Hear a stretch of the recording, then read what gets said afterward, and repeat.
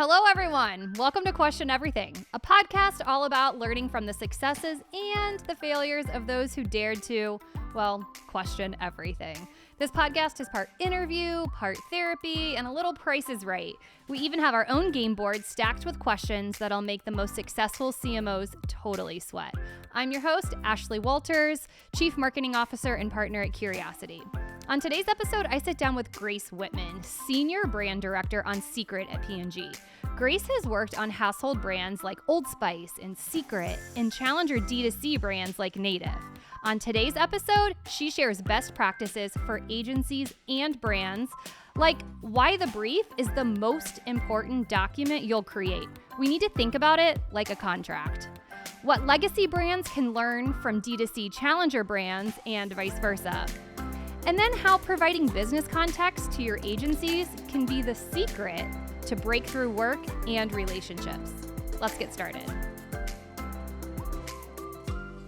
All right, welcome to the Question Everything podcast. Today, I'm joined by Grace Whitman. She's a senior brand director at Procter & Gamble, working right now on Secret. Although she's touched other notable brands like Native and Old Spice, she has experience in both current business and innovation development, retail, and direct-to-consumer on new-to-the-world challenger brands and legacy brands. Her career spans from R&D to marketing, and she's passionate about answering a brand's most difficult questions simply and quickly to enable growth. I cannot wait to dig into that. Welcome to the podcast, Grace. Thank you very much for having me. You're welcome. So how are you? What's going on in your world? What's new? Fill us in. Yeah, well, it is the day before Thanksgiving. Oh my gosh. So most of the things going through my head are what I'm going to eat tomorrow and how I'm going to enjoy myself. But outside of that, I'm about 100 days into my role on Secret, which of course, like largest household penetration brand on deodorant, very, very different than what you mentioned, Native. I'm sure we'll talk a little bit about that. But I've loved it. Like, it's nice to get back to being like big category leader and the different challenges you face in that setting. And then personally, my husband owns a boxed wine business that's mostly direct to consumer. So Black Friday is upon us. He's been doing a lot of work to make sure that that's successful. That's why we're having a quiet Thanksgiving at home, which I'm very excited about. Outside of work, just picked up my holiday choir cycle. Okay, tell me more about that. I don't know if you're familiar with the Young Professional Choir Collective of Cincinnati. Somebody did tell me you're a very good singer. I would not say that. I am a choir singer who stands in the back row and can read the melody because I sing soprano. But I love this choir in town. It's young professional people from all around, the nicest people you'll ever meet. Love to socialize. We sing maybe like 6 or 7 cycles a year. And I've never gotten to do the holiday one because I'm always gone for it. So Who doesn't like Christmas carols? Oh, how fun. Yeah. Okay, well, we're going to dig into all of that today. I'm super excited to unpack the Secret heritage brand versus the Native D2C challenger brand. Yep. We have a ton of questions, fun questions prepared. But what I really love about this episode is that I get to sit across from a client. So you have worked with Curiosity and the Curiosity team on the Native account. Yep. And so I'm excited just to get to know you more and what makes you tick. Absolutely. All right, you want to go to the game board? Let's do it. All right, let's go to the board. Favorite number? All right. Favorite number's 2. Number 2. Mm-hmm. Okay. Number 2. Okay, well, you just mentioned the Boxed Wine Company. So you and your husband recently moved from San Francisco to Cincinnati, the startup. You were in the startup capital of the world. Now you're in Cincinnati. Talk a little bit about what life is like launching a startup here in Cincinnati.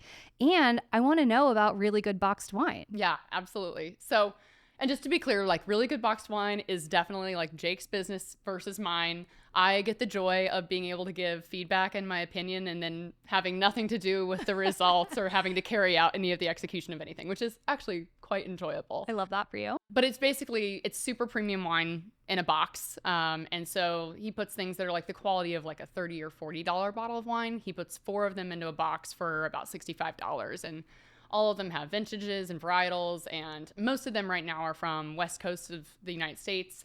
Has a winery in Healdsburg, which if you're a wino, you are probably familiar with that area. But yeah, it's really been taking off in the last couple of months. To talk about the transition from San Francisco back to Cincinnati, not only was it we're moving from the startup capital of the world to Cincinnati, but also we were moving away from wine capital of Yeah. what some people would consider the wine capital of the world, which is California. But, you know, I think it surprised even him how easy it was to handle the business virtually or, you know, separated from where the winery is and where his winemaker is. The benefits of Cincinnati are that the startup community here is extremely tight-knit. It's much smaller.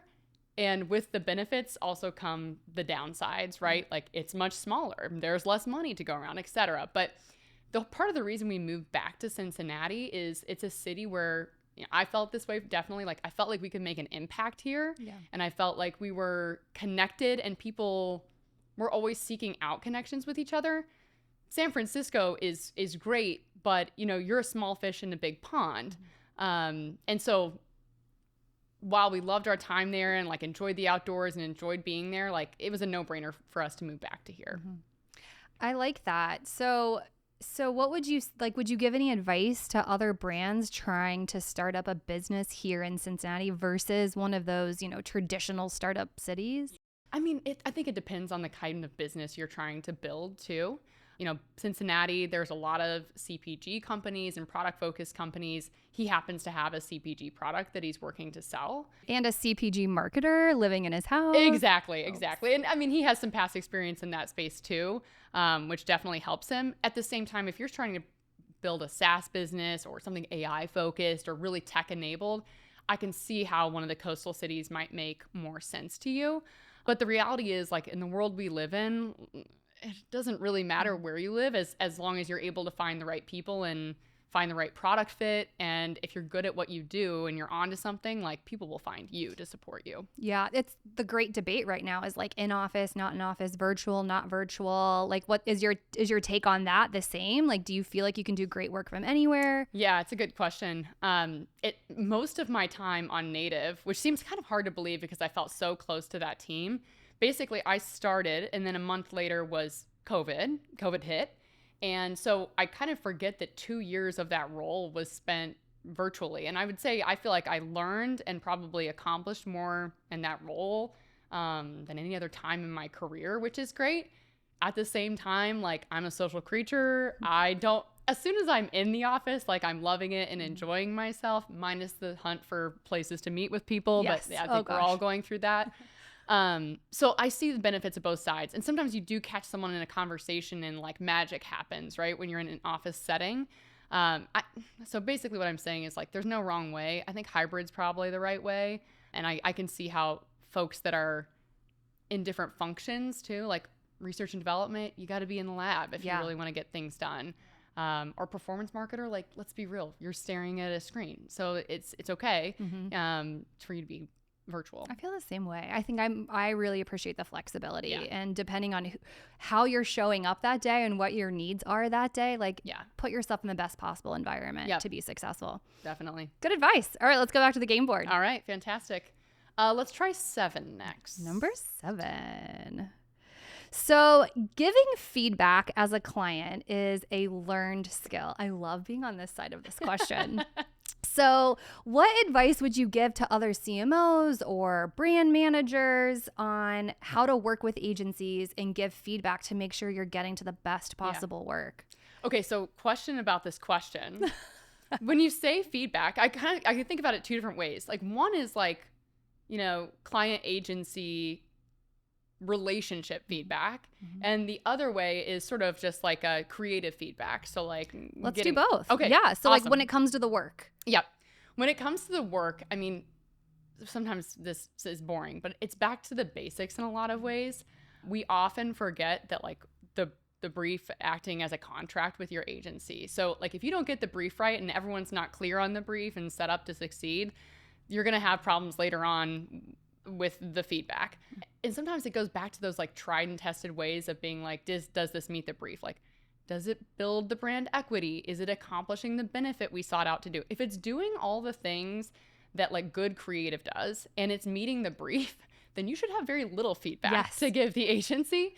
And in fact, like you want to keep their creative spectrum as wide as you possibly can. I, as a client, tend to give creative agencies more context political context sometimes than most would. You know, I think a lot of folks want to hand over the pink brief and say, like, this is your box, go play in it. It would be great if that was the world we lived in, but the reality is, like, I want you to know the VP's opinion on this. I want you to know where we've struggled in the past on accomplishing this.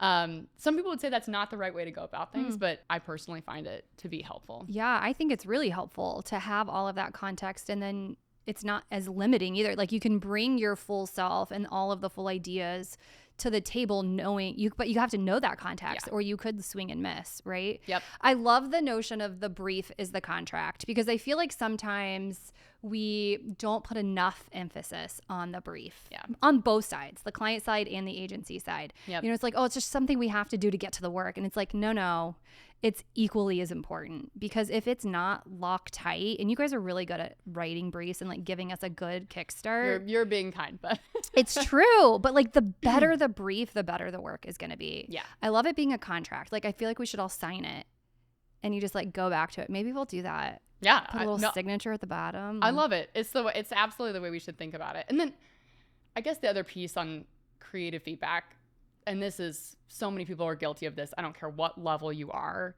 You're trying to give executional feedback on like, oh, how might you solve this challenge, versus saying like, hey, this makes me feel uncomfortable and here's why, or like, here's what it makes me feel uncomfortable and why I don't know that it met the brief, versus being like, well, if you could just like move that over there and add some more words over here and like pump up the music that way, which sounds like a no-brainer, but like, I have seen people who I really love and respect give hyper executional feedback when it's like not the time or place for it. And frankly, it's like not our job. That's why we hire an agency. So great. What about on the relationship side? Yes. Yeah. So I think there's like a reality of, you know, any working relationship is going to have ups and downs. And I'll just caveat that with like some of the folks or agencies or groups that, you know, you sometimes struggle the most with. It's an absolutely good thing overall. It means you guys both have a strong point of view, and that you're not just kind of like letting one of you walk all over the other one, which is a good thing. I really appreciate an agency that is willing to push back if they're unclear, or if they're getting feedback that doesn't match up with what's in the brief. And also a recognition of like, that's also going to happen. Like, it happens. And then how can we get on and move on to the next step? So definitely like constructive feedback and like taking time out on a regular basis to just say, how are things going? I found, you know, Peyton, I found Curiosity to be excellent at this, and just explaining like, hey, it's feeling a little rough going on, you know, our 6-second assets. And here's what I think is happening. We've had too many rounds of feedback. Now we're getting off brief, blah, blah, blah. Just like saying it out loud is sometimes half the battle. I'm not a conflict averse person. And so I sometimes have to like watch myself, because people have varying degrees of comfort with that kind of like direct communication. So no matter how you get there, you still need to have the conversation. Is that part of your vetting when you're like thinking through my agency partner? Like, how are you at conflict management and taking feedback? Yeah. That's important to you. Absolutely. Absolutely. I think an agency like being willing to stand up for itself and being knowledgeable, like, why would I hire you if you have all the same thoughts and skills that I have, is one thing. And I think the other piece of it, and this gets challenging, especially with like longer term relationships, is just like, is there a level of interest and intrigue? And like, can you get as excited about my brand and my brand's challenges as I am? Like, do you really want to understand the consumer insights? Can you give me the time? And sometimes that's kind of logistical problem where it's like, oh, we don't have enough time or hours or billable, whatever that is. And sometimes just like it's a lack of interest. And if I could sense like there's just a lack of interest in solving a brand's problems, like that's the biggest red flag. Yeah. And how do you keep that interest alive like year after year? Yeah. Because when you build a good relationship, we don't want them to die. Yep. I don't know what the average client agency relationship is right now, but I imagine it's not more than a couple of years. Yeah. It's a great point. You got to keep that flame alive. Yeah, it's a great question. You know, people come on and off of brands, which I think is a good thing. I feel like the best thing you can do too is every brand kind of has like learning cycles it goes through. sometimes we bring in agencies like at the end of we've done our learning and now like here is the insight, like go be free, like create the content. It's much easier and much better, and people feel more involved if they've like kind of come along for the journey. Yeah. Now that's within reason, right? Like we have a process and can't bring you along on every, just come work with us then at that point, but I think that's the best way to keep people interested. And just like going back to, again, if you write a good brief and you're seeing creative and you're like, this isn't meeting the insight, like going back to like where you found this insight and who said it out loud and how you know it's real, to keep people feeling they're actually solving a problem for someone. Yeah. And that's why we're in this business, right? Yeah. Love that. All right, let's go back to the game board. All right, let's do 11. Number 11. Okay, so P&G is the world's largest advertiser. Inquiring minds want to know, what is it really like to work in those iconic towers? Give us the juicy scoop. Is there anything we don't know? That's so fun. This is so funny. So I have to caveat this with like, I did not start working at P&G in the lovely towers. I started at Winton Hill working in a lab looking at literally what goes inside of baby diapers. So I can remember a time where I thought like the folks who worked in the towers were like the fanciest of people. Like never did I go down. I think my first like year and a half of work, never did I come within like a mile of the P&G downtown. It is what you'd expect, but having left P&G and coming back to P&G, I think gave me the perspective, like it's very full of excellent people. And it is a big enough company that you can find someone who is truly an expert in anything. Yes, it's a giant company. Yes, that comes with downsides. Yes, it moves slow sometimes. People get frustrated, etc.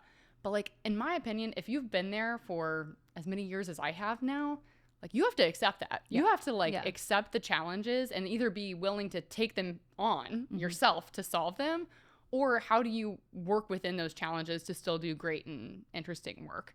I mean, the building itself, shout out to the lovely women who work at the front desk. I think they're the best in the world at receiving people and being helpful. So they know who they are. Outside of that, it's an office building. Like, let's be real. What's the, like, your favorite perk about working at P&G? Favorite perk of P&G? Like, do you guys still have Yagoot? No, I've never heard of this perk. What? Tell me more. We used to get Yagoot in your lobby. What? Yes. See, this is before my time working in the fancy towers. I mean, P&G is great for a number of reasons. Like, I think one of the biggest benefits is if you live in Cincinnati, especially, and work for P&G, you have 1,000 other people to ask questions about, like, oh, well, how did you handle the paperwork for this, the healthcare for this? Oh, what doctor did you go to for this? It does like create an ease of living that after living in California and kind of having none of that and feeling like, oh, I'm a fish out of water a little bit here, you realize is like a huge help to just your lifestyle. Sense of community. Absolutely. I mean, even when people retire or leave or move, I feel like it's still like this badge of honor, and you can call me anytime because I've been there, done that. Yep, absolutely. That's and good. I've my husband, when he left P&G, I think he still feels like very closely tied to the company and the good things it did for him. And even I never left P&G because I didn't like it. I left P&G because I had a different opportunity and I was moving across the country. But it still gave me nice perspective of like the benefits that come. Yeah. Yeah. Good. All right. Next number. Let's do number 9.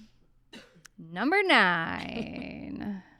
So you and your team are really good at writing briefs. We've talked a little bit about this. I can still recite the native brief, just so you know. Wow. Way back when. So makes me feel very good. Thank yes. What advice would you give to other brand managers in your position to help their agencies crush this critical stage of the project? First of all, thank you for saying that. Yes. I feel like it's so funny. The brief writing process in every single brand role I've been in P&G, the expectations are actually quite different. And I know that that's not what they should be. Like, there's meant to be this streamlined process for how we come up with briefs to meet the needs, but it's not always the case. The advice I would give people, honestly, is put yourselves in the shoes of the agency. What questions might they have? What context might they want? What is a more interesting way of asking for the output than you would normally say? So for example, like we're working on something with Secret right now. Like we know the fragrances of our sticks win in blind scent testing. We know it. Like they win versus many other deodorant brands, but people don't have the perception that it smells good. So, we could put in the brief, like, tell people that Secret smells good or show people that. But instead, it's like, get people to pick up Secret and give it a sniff at shelf. Like, that's really like, so it's just a slight reframing of the way people would think about what you're asking for. And then I kind of go back to the fact that I think agencies deserve the additional context and background that we don't always give them. Again, this is a topic others would disagree with. There's another reality that there are experts who do like just focus on commercialization and brief writing and like use those people. It is more important that you spend 5 months getting a brief right than spending 1 month getting a brief right and then spend 18 months having to adjust it back and forth with your agency and getting content that you don't want. Yeah. So take the time, even though it feels like, oh, well, this is just putting words on the paper as a starting point. Like it's not a starting point. I think there's a brief I've been working on for like 4.5 months with my team now. And it's funny, like the more we learn about the business, the more we're like, oh, actually, this is a separate brief. And just be willing to kind of go with the flow of your needs might change. You might realize there's a bigger opportunity and then go chase it. The fact that you said you would spend 5 months on a brief, like it makes my heart so happy because I feel like we're in this era right now of like hurry, not fast enough. I want to be on air in January. And I'm like, how are we going to make that possible? And then it's like the brief writing gets truncated down to like 2 weeks. Yeah. And have you been in a position like that where like, gosh, we don't have time to do it the full way we'd want to do it. We're going to have to make some sacrifices, some shortcuts. Yeah. I mean, and it's kind of funny because like getting an insight 30% off and then having creative that's 30% off, if you're lucky, means like your ROI and your creative, like, was it really worth it not to take the extra time? Is the question I have there. And I say this. Now, we're talking about briefs for like big campaigns. Big campaigns, big challenges. It's funny. I was literally lurking in Facebook Ads Manager this morning at competitors. And I'm thinking to myself, like, these are not ads that require 5 months of work. This is iteration. And performance marketing and big brand advertising like couldn't be more different in that way. But just like you guys did for Native, like sometimes you need a campaign that does the full gamut of performance all through like awareness driving marketing. Right. So, yeah. Okay. So we're not alone in thinking that sometimes we have to hurry up. But but when you're launching a big brand campaign, give it the time that it deserves because you'll be 30% better. Yeah. Who doesn't want 30% more sales? Yep, exactly. And I think there's been this belief that copy wears out so quickly and like we're always going to have the new best thing. And the answer is like no. Like if you get something so right to build your brand or the category, like you can still stay in that space for like 3, 5, 10 years to come and get more out of it. So again, just warrants the time in the upfront. Yeah. Great advice. All right, let's go back to the game board. Perfect. Okay. Let's go with number 8. Number 8. Okay. So you've experienced firsthand the synergy of creative and media working together. And I'd love to know, like, do you like it when that happens, when you have creative and media under one roof? Like one agency represents both, or is it okay when it doesn't happen? Which one's better? And if it is separate, is there any advice you could give to other brand managers to get your agencies just to integrate, talk to each other? Man, this is a $1 million question. And I think it's one that, you've seen P&G, I know Clorox went back and forth on. Everyone kind of goes back on the thinking here. The creative you make is like what you're going to show consumers. And then the media you choose and how you target and what channels you use is like how you get it to consumers. So the two things really should be linked, but there's a reality of efficiencies and costs and all of that comes into play as well. Yeah.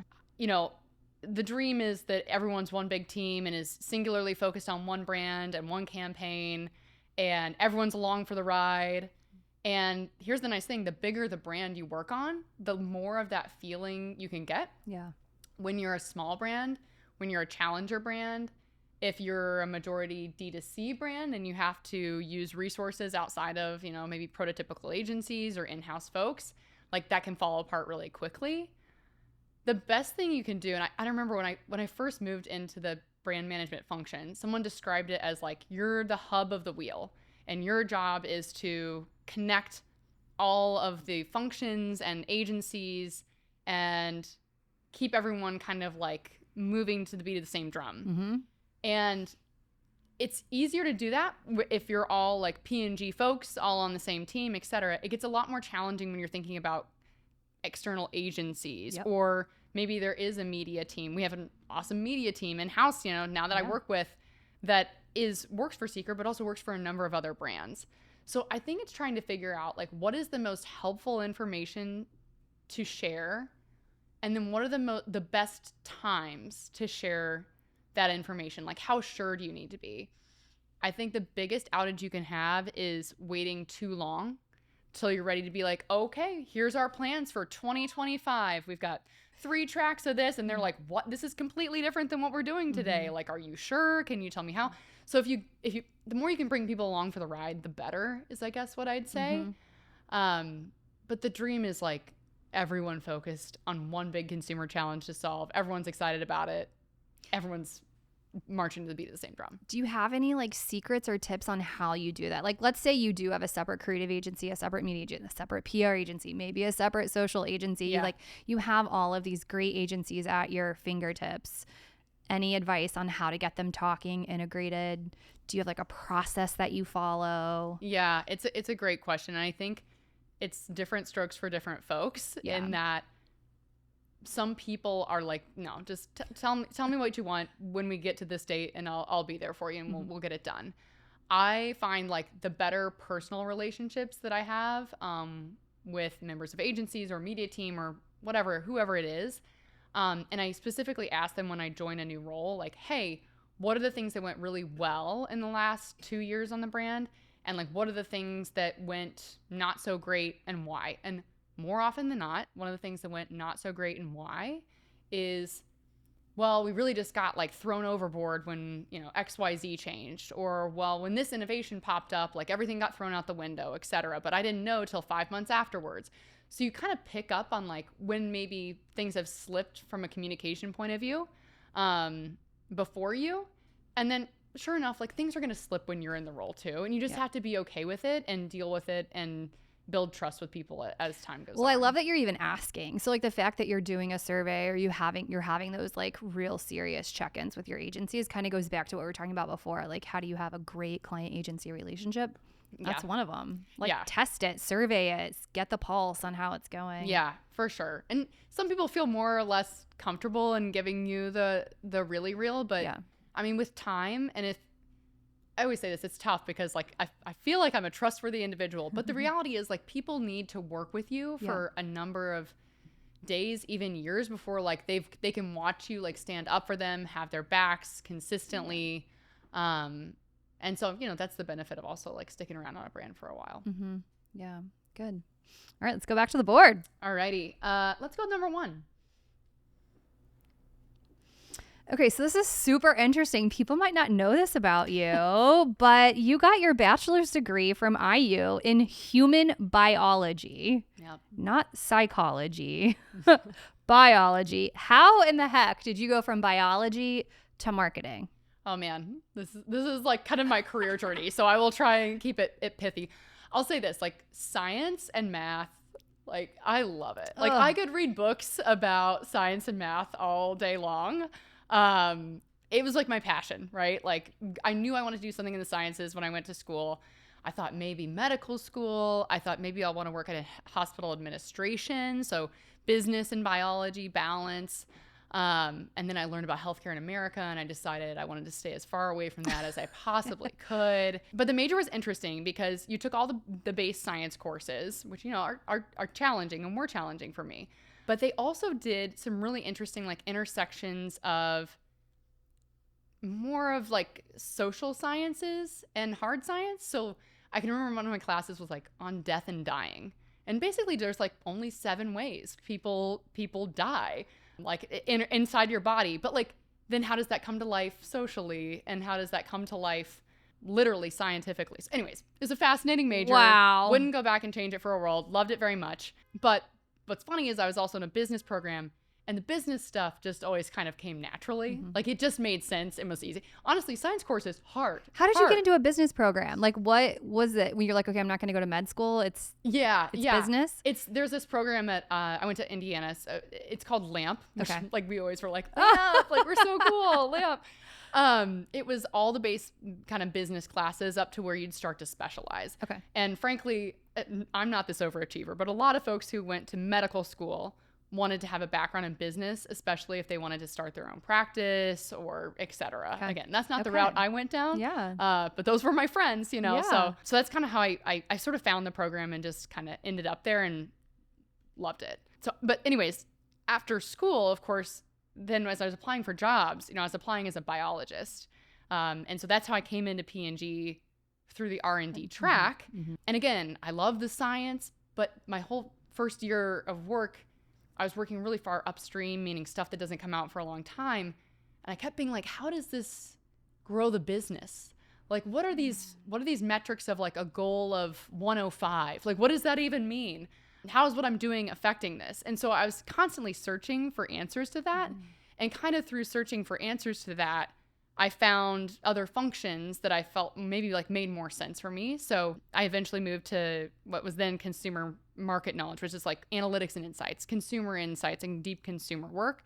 And then longer term, of course, found my way to marketing. But I feel confident. Marketing is my home. Clearly. I feel very clearly. Yeah, I feel settled here. I feel like I finally found my place. But I encourage people, like, oh yeah, there's so many different career paths you can take. Like, what's it gonna hurt? Like, do a year, I don't know, being an astronaut. That's not really feasible. But if it were, and I feel like so much is applicable to marketing. Yeah. Like I've talked to so many people who come from like such variety of backgrounds and they find their way to marketing, because at the end of the day, it's like, how do you motivate consumers? Like, how do you get into a consumer's head and mindset? And you can do that through so many different paths. Yeah. I love that you said, you know, I just kept asking more questions. That's like literally at the core of who we are and what we do at Curiosity. And we say like the more questions you ask, the more interesting questions you ask, the better the solution you can become, the more interesting of a human you ultimately become. Yeah. So I love that was like kind of part of your career. Yeah. I mean, it doesn't come naturally. And when you're 22 and you kind of are just like trying to figure out what it is to do a job well, but then you start seeing other people really succeed, and they're the ones in the meetings that like aren't afraid to be like, well, why are we doing this? Yeah. And whenever I see young people in P&G ask questions like that, I always walk up to them afterwards and be like, don't stop doing that. Because I guarantee half the people in the room had the same question, and a lot of this is on, for example, just like knowledge on media and media buying and how this works. Let's be realistic. Like, there's not that many people who are experts in this space. So when we're doing trainings, like ask what every single acronym means if you have to. And other people will thank you for it. So I remember asking what P&L meant when I was like 23 years old. I would have had no idea. I was like, there's you keep talking about this P&L. Who are they? Yeah. Who is the P&L? What is the P&L? Yeah. Yeah. Oh man, we always say, you remember the kids who always asked why? We hired them. Yeah. We love those people. Yes. You guys have a lot of those people, which is great. We do. Which is great. You have to have an inherent curiosity. And like, honestly, like, why not? Like, what you would do is quite boring if you're not like seeking for some reason why. So couldn't agree more. Yeah. All right, I think we have time maybe for 2 more. Cool. Are you game? Sounds good. Okay, now I feel like I have to pick carefully. Let's do it. Here we go. Let's try number 4. Okay. Number 4. Okay, so you've worked with some of the best agencies in the world. Yeah, no kidding. I know. You're so lucky. You've worked with Wyden, right? Mm-hmm. And you've also worked on some of America's most beloved brands. My question to you is, what do you admire about the agency side that maybe you don't get when you're on the brand side? And then, is there anything that agencies are missing? Like when you work on the agency side, you're missing this and it's some benefit that you're getting on the brand side. There's this like constant debate, agency versus brand. Which side do you want to be on? Yeah. I've only ever been on the agency side. Yeah. And I love it. And there's so many benefits, but I'm sure there's things that, you know, I would also love about the brand side. Yeah, absolutely. Oh, that's a great question. I mean, I'll start with what I sometimes feel like we as brands don't give enough to agencies.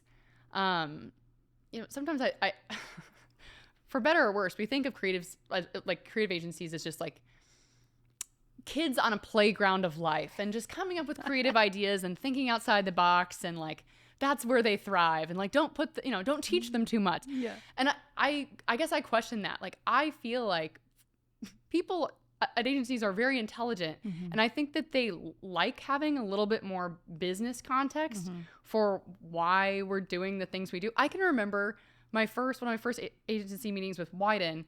I literally just put up every single SKU that we had on a board, and we put down like what the dollar sales were for each SKU. And they were like, no one's ever done this. We had no idea that this entire collection doesn't sell anything. Yeah.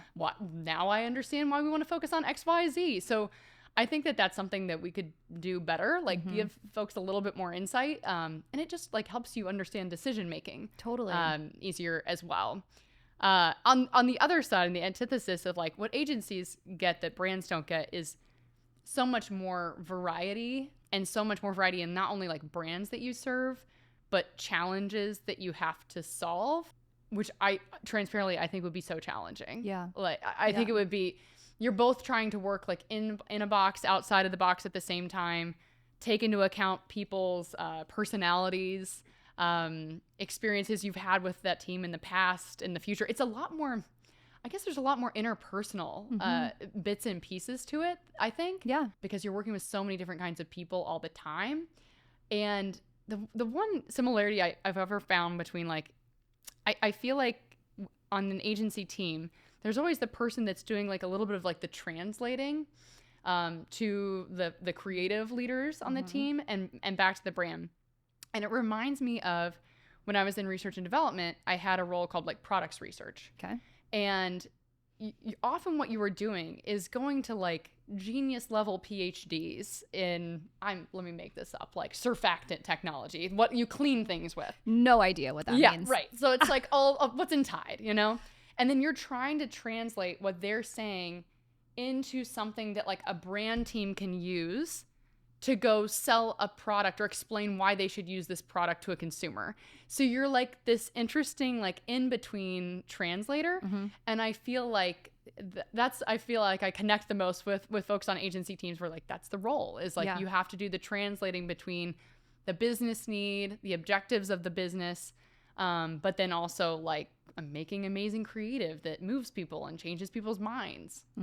Yeah. Good. I've always said that on the agency side, I've always felt like, you know, like in 1 hour you're working on deodorant, and then the next hour you're working on like, you name it, telecom, and then the next hour you're working on baked beans. And like, I always loved the variety of it. So we're like those T-shaped employees kind of at the top, versus you guys get to go really deep. Like, you know, the ins and outs, the scents, everything for that brand and all of the SKUs, which I think we often miss out on. So your advice today, like if I could just summarize it all about just like giving that context, it helps us so much because, you know, we're kind of in and out of the category often. So when you can provide us with that, I think it's a game changer, really. I'm amazed. Like, I don't know how your brains can do it, bouncing category to category, brand to brand, even just like company you're working with in general. And if you think about it, like even GMs of business units who have maybe 10, 15 brands to support. And I'm always like, good heavens, like how are they bouncing back and forth between Secret and Ivory and Safeguard and all the things?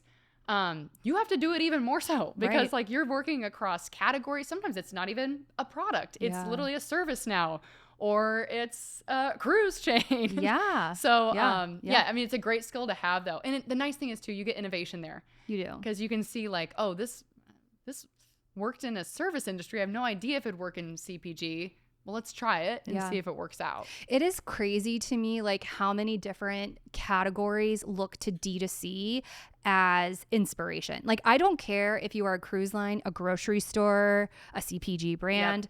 I get more phone calls on like, what did you learn in the D2C world that you can apply to our business? Because even though they're massive and big, they want to operate and think more like the D2C marketers. It's D2C, the entry cost to D2C is so low. So low. It's funny. I was having a conversation with one of my colleagues just like before I walked over here. And I was like lurking in Facebook Ads Manager.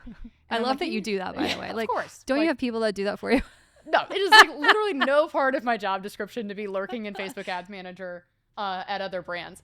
But it's interesting because like you're seeing what folks are testing and putting out there. And it's fascinating because it's kind of the complete antithesis to our way of doing big brand building, which is like get the insight right, get the consumer right, understand like what's going to move people the most, and like build very few, very simple things to push people in that direction. Yeah. D2C is the opposite. It's like build 1,000 things that might work, throw them out there, see what works, and then go from there. Yeah. And it's literally an opposite way of coming at the problem. Yeah. But it does enable people to like, you know, like you said, there's D2C, like you can get out there. I could put an ad up today for anything I want, whether I have it made or not. Yeah. And it's not also precious. So there's like that test and learn mentality is so alive and active. Yes. So what do you prefer? You've been on both. Man, that's tough. I mean, okay, here that's a very tough question. I think we could be using D2C to learn in a data-backed way that could help us fuel bigger brand campaigns. Like maybe that's part of the insights or learning we should be doing. At the same time, there are some things that come from great creative that I don't see how D2C could have ever gotten there. For example, like I was just thinking about taglines the other day. I don't know why. And I was thinking about the Nike tagline of like, just do it. I'm like, there's two things that are funny about this tagline. Number one, if I was Nike and an agency had come back to me with this tagline, I'd be like, it doesn't mention the brand. It doesn't build like, how does this connect to the equity? But obviously it worked and obviously it was good. I don't know how you would have ever gotten there with D2C. Like you're always talking about a product or a feature. You're lower in the funnel with consumers. Yeah. So, and I guess, you know, if I want to like have something to be known for in my career, I want to be known for like big insights that drive big category growth. Like forget my brand. Like my brand aside, if I can do something that like helps consumers find a product or a category or something that they like really get out a lot of value from, that they hadn't seen it in this light before, like that's what I'm more interested in. When you look back on your work on Native, do you feel like you did that? Oh, Because you entered Native at just such an interesting time when, you know, they were predominantly D2C, right? Yep. And you kind of saw them through the transition into retail, which is what every D2C brand just dreams of, having that scale. Yes. Which P&G allowed them to have that kind of scale. Yes. You got to do a big brand awareness campaign, the first ever. And I look at Native now and I'm like, you walk into Target and it is a full-fledged beauty care business. Like the hair care is unbelievable. You've got oral, you've got all the lotions, like everything. It's 11 insane. categories, I think it's in skincare. Yeah. I mean, like you were a part of that team. I loved my time on Native, and I agree. Like the time I got to join the brand as it was transitioning from like more of a pure D2C to also being retail. It also could have failed though. Like it wasn't necessarily going to be a huge success. Yeah, no, not at all. And we did have to do things differently than if the brand had continued to just be a D2C business. Noah's Our Woe, the campaign, is probably the work I'm like the most proud of as a marketer that I did with you guys. Because what we realized is when we were talking to the masses, your insights and your barriers to using a natural product are very different than the consumers that Native was currently talking to online. And this is true in the innovation space too. If we were focused on innovating just for the Native consumers in D2C, you were serving people who were searching out natural solutions. You were serving people who were searching out sustainable solutions. The second you're in a Walmart, you're not just serving those people. And so you have to account for appeal to the representative public as well. And how can Native still be a product or a proposition that they can feel better about using, but it's still fun? And I think where Native's gone with like their fun scents and seasonals, et cetera, has made it more accessible to people. But like Noah's Our Woe and using like the free of aspect of the product to talk about like still how amazing it can be on a performance level, I think was like a really right insight. And maybe we got lucky. I don't know. Who knows? Like maybe the brief was all just lucky. No. But I'm very, very proud of that work with you guys. We are too. I mean, the brief, it did hit it right on the nose. And I love that it brought like the beauty of D2C, which you're talking about, like the performance of it, but then also what you need to build a brand, which is more of that emotional pull. And building some intrigue into the business, into the brand, which you guys did beautifully. We all did. Yeah. Thank you. I mean, also really thank you. Yes. Yes. All right. Last question. All right. What do you think? Okay. You pick the number. Let's do 10. Okay. Number 10. Okay, well, it's funny because we were just talking about this. So in your career, you've done some really cool stuff in like Native, right? New to the world, D2C, challenger brand. And then now add like Secret to the mix, right? Like I feel like there has to be like a Secret deodorant in every household almost. Like I don't know what the brand awareness levels. Oh my gosh, 1 in 4. Like incredible heritage brand, right? So like what can heritage brands do you think? Like do you ever look to Native and say like, oh, we should take this from them?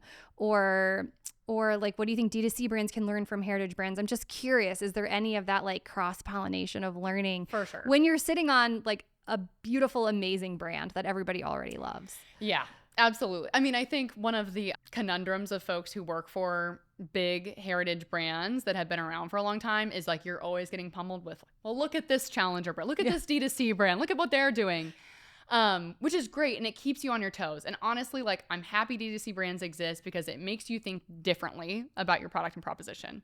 But I think what's funny, like if you think about deodorant, when people think about deodorant and they like think about odor and sweat control, literally Secret is the brand that comes to mind. Like we forget that sometimes working on the Secret team. Like we've had 70 years of trying to explain to people that Secret really works and it works for sweat and odor control. And by the way, like no one would use a deodorant if they didn't have those problems. So like we sometimes forget about the joy that it is to like own the category prototypical benefits. And then how do you use that? Like you own the category benefits. How do you strengthen that? Make sure you secure that while also trying to change or affect other aspects of the brand that need to tilt in a new direction. And it's a constant tug of war of like, you know, oh, should I try and do the new cool thing or do I try and do this a different way? I was just talking with somebody today about, you know, what is really, really the barrier to Secret? We could list off like, oh, I don't think it works well, and all the functional barriers to people not wanting to use Secret. Oh, I don't know if it smells good. But there might be like something deeper and more emotional of like, it's the brand I used when I was a kid and I feel like I've grown up. So I feel like my deodorant has to grow up too. Like we have to get it really, really what's stopping people from using the brand. And then it's a game of like, how do we solve that? And one way to solve it is trying to act like all the small challenger brands and do all the things that they do and put up all the same ads. But that doesn't feel right?